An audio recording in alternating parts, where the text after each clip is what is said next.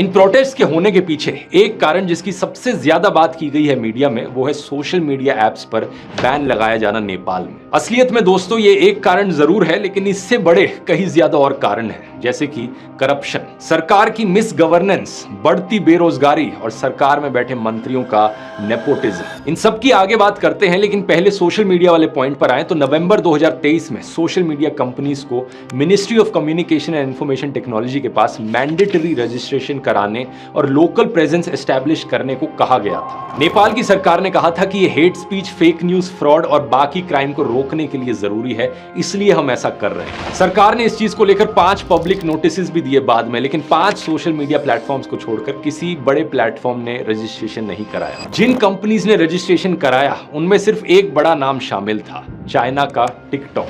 इसी बीच नेपाल के supreme court ने भी अपने ऑर्डर में सरकार को रजिस्ट्रेशन ना कराने वाले सोशल मीडिया प्लेटफॉर्म्स को बैन करने की अनुमति दे दी थी। फिर इसी साल 28 अगस्त की बात है, सरकार सोशल मीडिया प्लेटफॉर्म्स को कहती है कि 3 सितंबर तक खुद को रजिस्टर कराओ, नहीं तो बैन लगा दिया जाएगा। लेकिन ज्यादातर सोशल मीडिया कंपनीज ने ऐसा नहीं किया और इसी कारण से 26 सोशल मीडिया प्लेटफॉर्म्स देश से बैन हो गए। Facebook, Instagram, WhatsApp, YouTube, Snapchat और ट्विटर जैसे लगभग सभी बड़े सोशल मीडिया प्लेटफॉर्म्स इसमें शामिल थे, एक्सेप्ट टिकटॉक। प्रोटेस्टर्स का कहना है कि सरकार ने सिर्फ इसलिए किया था ताकि वो सोशल मीडिया प्लेटफॉर्म्स को कंट्रोल कर सके और जनता की आवाज दबा सके। Social media ban by the government extremely it is against our freedom of speech and they want to control us just like a dictator. Social media पर बहुत से वीडियोस वायरल हो रहे थे जो सरकार में करप्शन और नेपोटिज्म को एक्सपोज कर रहे थे। सरकारी मंत्रियों के नेपो किड्स और उनके लैविश लाइफस्टाइल्स को एक्सपोज किया जा रहा था। असल में नेपाल की यंग पॉपुलेशन में करप्शन, बेरोजगारी और इकोनॉमिक इनइक्वालिटी को लेकर बहुत ज्यादा गुस्सा है। 2024 में नेपाल में यूथ अनएम्प्लॉयमेंट रेट 20.82% पर था। सोचकर देखो, हर 5 में से 1 नौजवान बेरोजगार है। यहाँ नई जॉब्स बहुत कम क्रिएट हो रही हैं और लोगों को जॉब्स ढूंढने के लिए दूसरे देशों में माइग्रेट करना पड़ रहा है। हालत इतनी खराब है कि हजारों लोग तो केवल पैसे के लिए रशिया यूक्रेन वॉर तक में लड़ने चले गए। सही सुना आपने दोस्तों।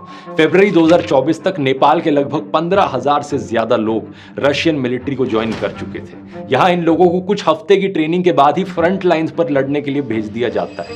सबैजनालाई नमस्ते छ। म चाहिँ यता रसियामा आएको 2 महिना पुरा भयो लगभग।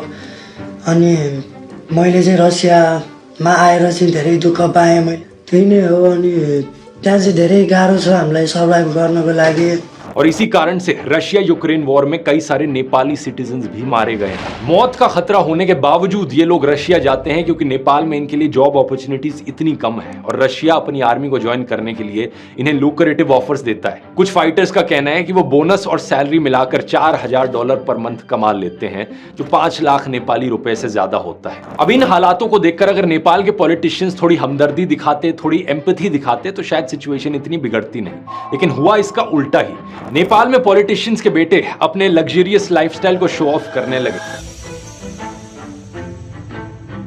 एकातिर नेपाली नेताका छोराछोरी र नातिनातिनाहरूले कति आरामदायी जीवन बाँचिरहेका छन् भन्ने देखाउने तस्बिरहरू, जसमा उनीहरूको विदेश ट्रिप, शानदार पार्टी अनि महँगो सामानहरूको कलेक्सन देखिन्छ।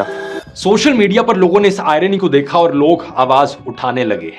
#NepoKids ट्रेंड करने लगा। जब बाद में सोशल मीडिया एप्स पर बैन लगाया गया तो टिकटॉक्स को ऐसे वीडियोस से फ्लड कर दिया गया नेपाली लोगों के द्वारा, नेपाली यूथ के द्वारा। इन वीडियोस में बस एक सिंपल सा कंपैरिजन दिखाया गया आम नेपालीज की डेली लाइफ में आने वाली परेशानियों का और पॉलिटिशियंस के बच्चों के लैविश लाइफस्टाइल का। नेताओं के बच्चे जो डिजाइनर क्लोथ्स में घूमते हैं और लग्जरी गाड़ियां शो ऑफ करते हैं। टिकटॉक पर भी #NepoKids और #NepoBaby ट्रेंड करने लगा। 8 सितंबर को हुए प्रोटेस्ट में भी एक पोस्टर पर लिखा था, पॉलिटिशियंस के बच्चे विदेश से गुची के बैग्स लेकर लौटते हैं और आम लोगों के बच्चे ताबूतों में यानी कि कॉफिन्स में लौटते हैं। ये रशिया यूक्रेन वॉर में मारे जाने वाले नेपालीज की तरफ इशारा था।